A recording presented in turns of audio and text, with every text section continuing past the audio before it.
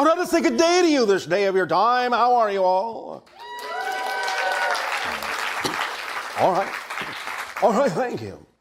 Thank you once again for the co-creation of this interaction. We will begin this transmission once again by reminding you that the title is Will He or Won't He?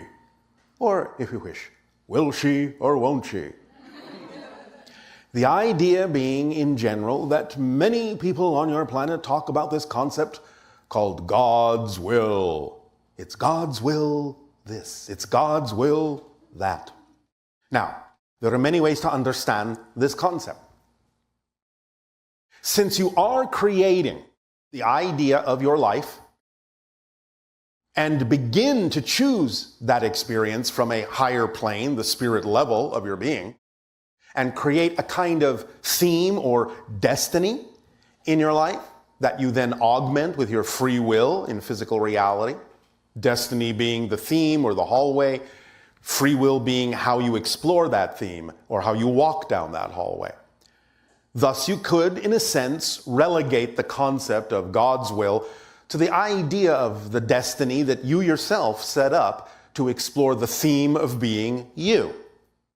So that's one way to look at the concept.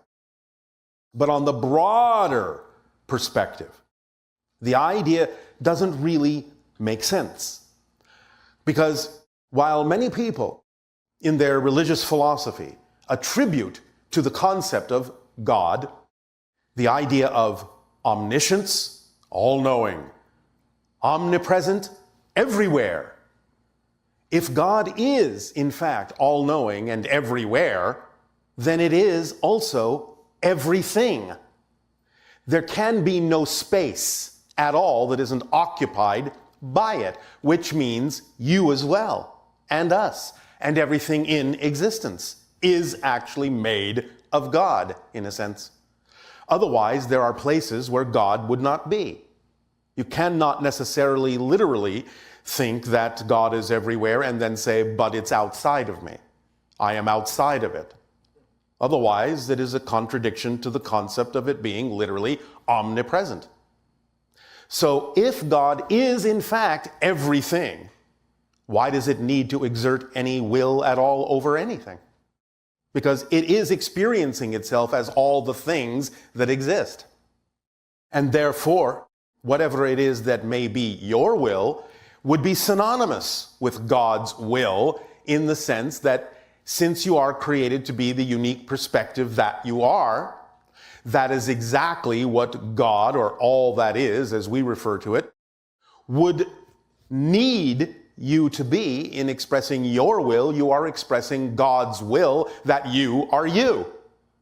And therefore, it is expressing itself as you, through you.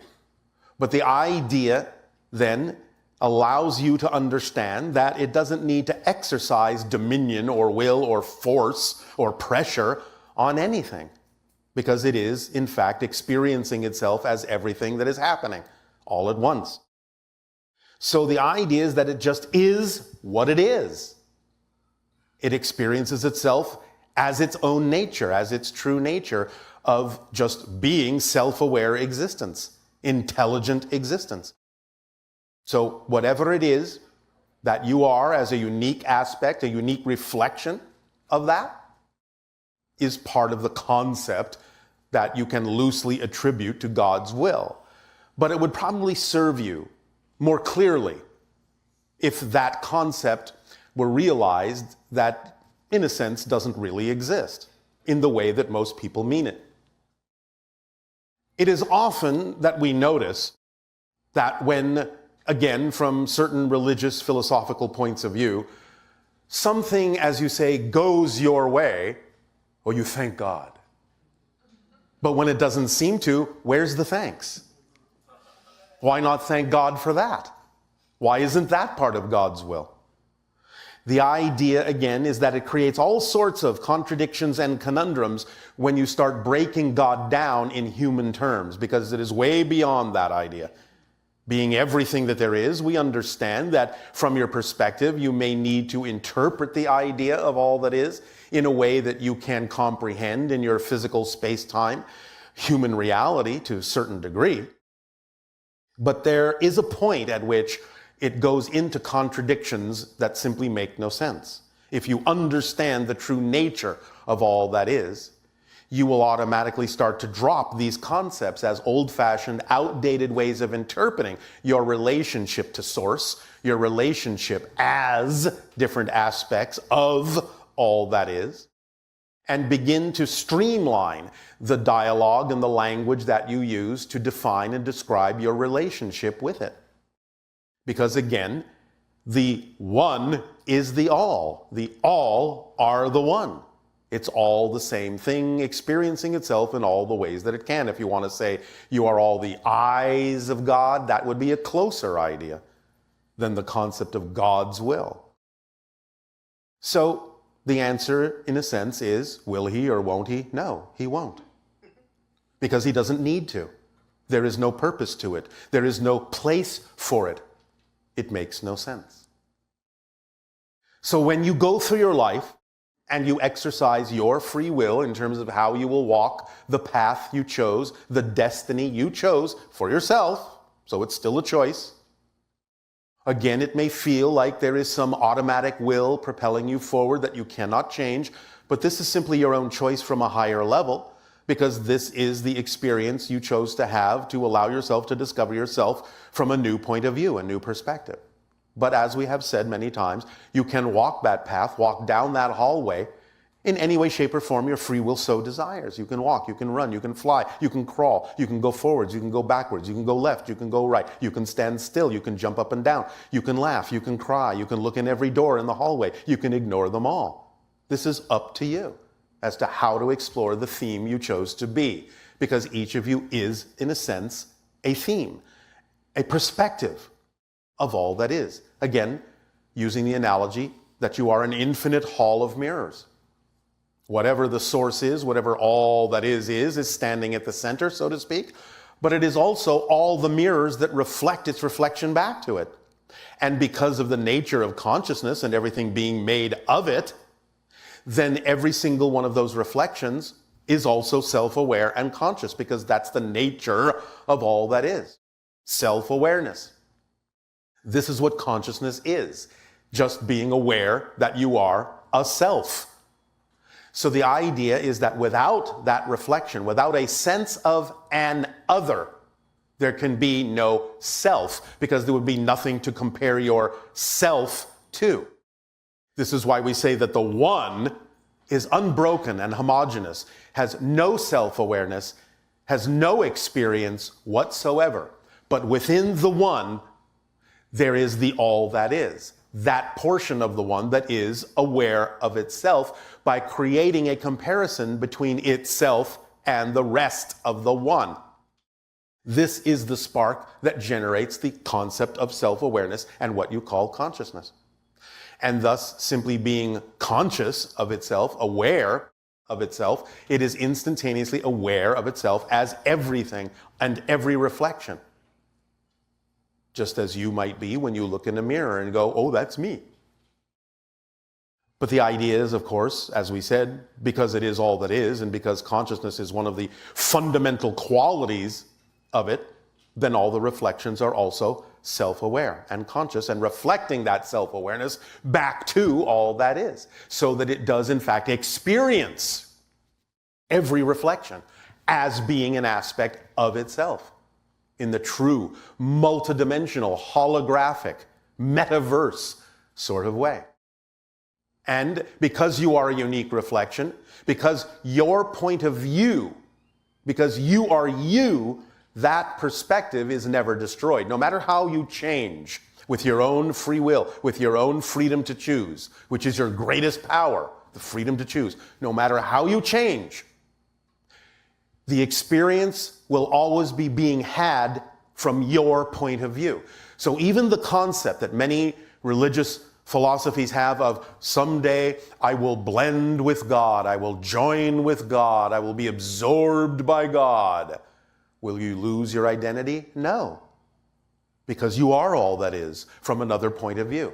Therefore, the idea of blending with God is actually becoming all that is. The experience will happen from your point of view, and this will be true for every single being in creation because of the multidimensional holographic perspective that it happens to everyone from their point of view. And even blending with God, with all that is, being all that is not the end, because there can be different versions of all that is, different perspectives and experience of all that is of itself. And therefore it never began, and so it never ends. It is simply existence. Its only quality is existence, to be, to exist, isness. Time is a creation within existence. Existence is not subject to time. Therefore, allow yourselves the freedom to know that whatever you're experiencing as kind of an automatic urge or push or hallway or conduit or path that seems incapable of being diverted, it is not a pressure from outside in the sense of God's will. It is simply your choice made from a different level that allows you to experience things in the way that you chose to, so that you can, as I said, discover yourself from a very specific and particular point of view, a new perspective that allows you to grow. Because again, that's how creation expands. The structure of existence never changes. It's your experience and perspective of it that does. And that is how you expand creation and yourself, by constantly experiencing new perspectives of your being. Does that make sense? All right. So we thank you for allowing us to express this idea in these terms. And in return for the gift you are giving us, I ask you now, in what way may we be of service to you? Please begin with your questions and dialogues if you wish. Hello. And to you, good day. I love you guys. Oh, us guys and gals love all of you. Okay. So from what you said a couple days ago about voting. Yes. When I am aware that I am in my own reality and I'm creating everything. Yes. Sometimes when I talk to people about voting who are spiritual, Yes. I understand their perspective when they say, why would you buy into the government's idea of voting when? It's not the government's idea. It's the people's idea. That's how it originated.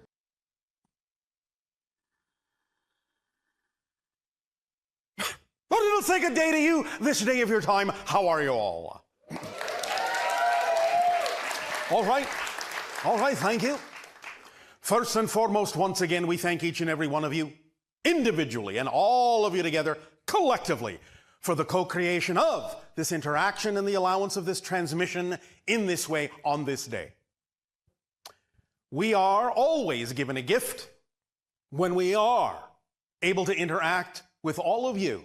So we thank you for the gift of expansion that you give to us in allowing us to experience through you that many more ways that creation has of expressing itself within the existence that it is. And that's what brings us to today's subject, your indestructible core. Why are you here? All right, well, some of you are here to laugh. But fundamentally, though it may sound a little bit like a puzzle, why you are here is because you exist. Why do you exist? Because you do. Many people on your planet, philosophers, have asked, why? Why do we exist? Why are we here?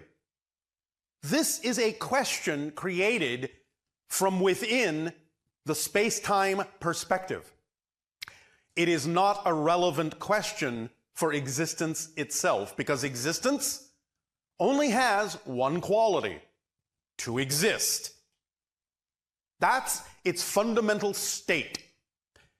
Because you are an aspect, a reflection of existence, that's your fundamental state as well. And when we say fundamental, we mean fundamental. That's it. Can't get any more basic than the fact that you exist.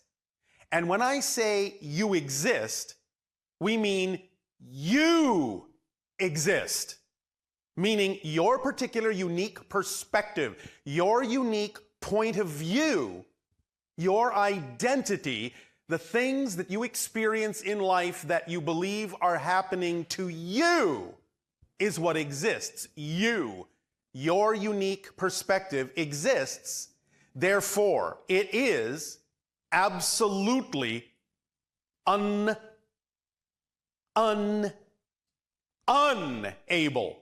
to not exist.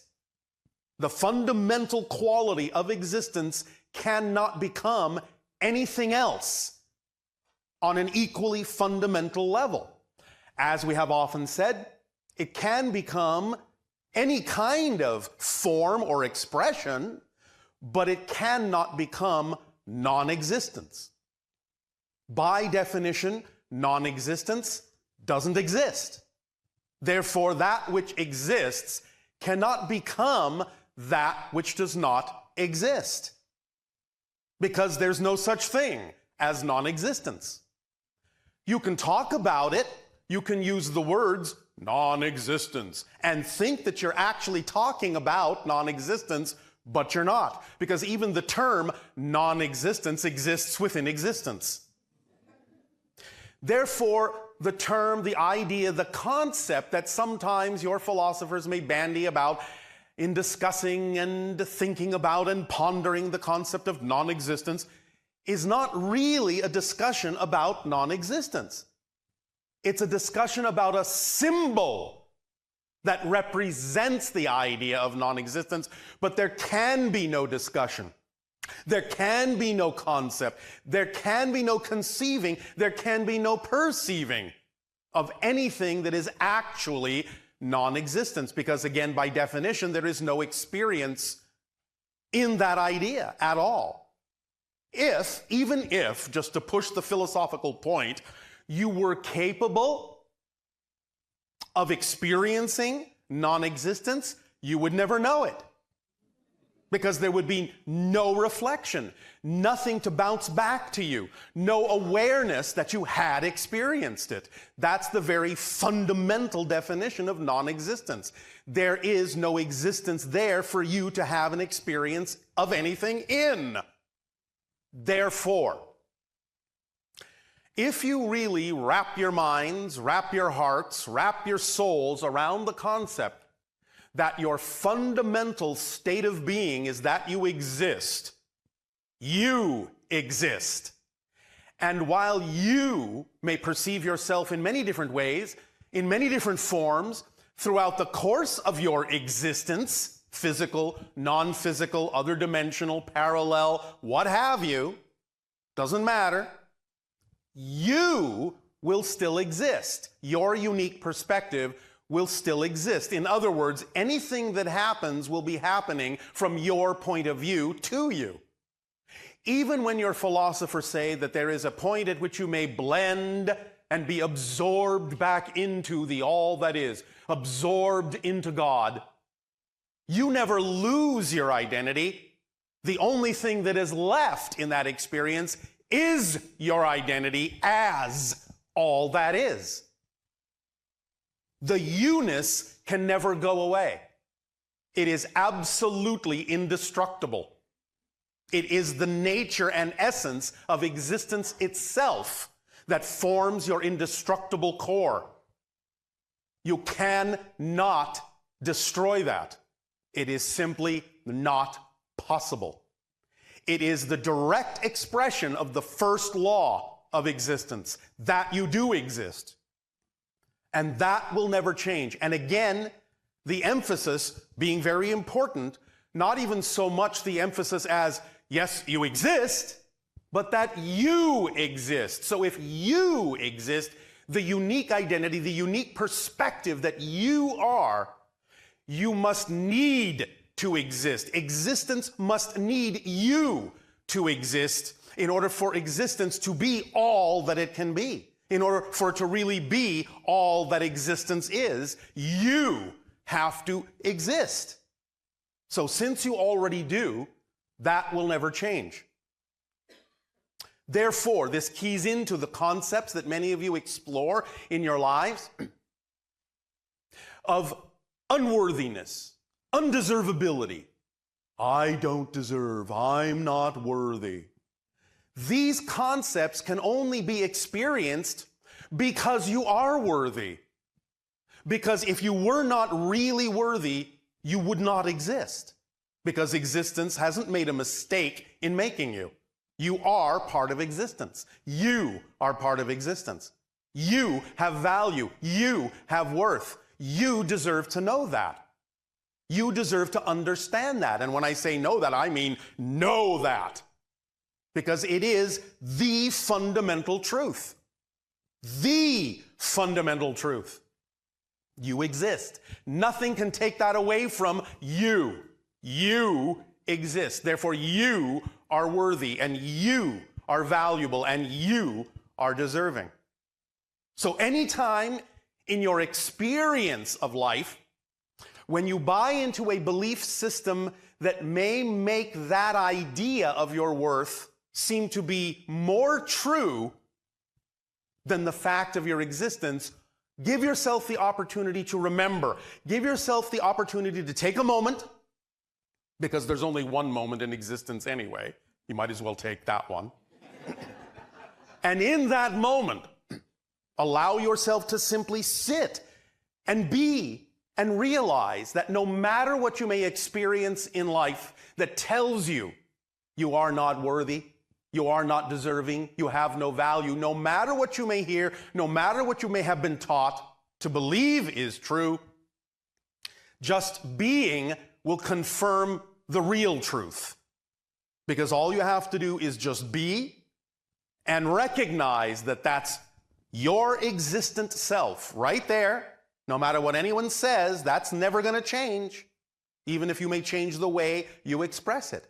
But you must understand that whatever belief you may buy into is not necessarily the truth. It is simply an apparent truth.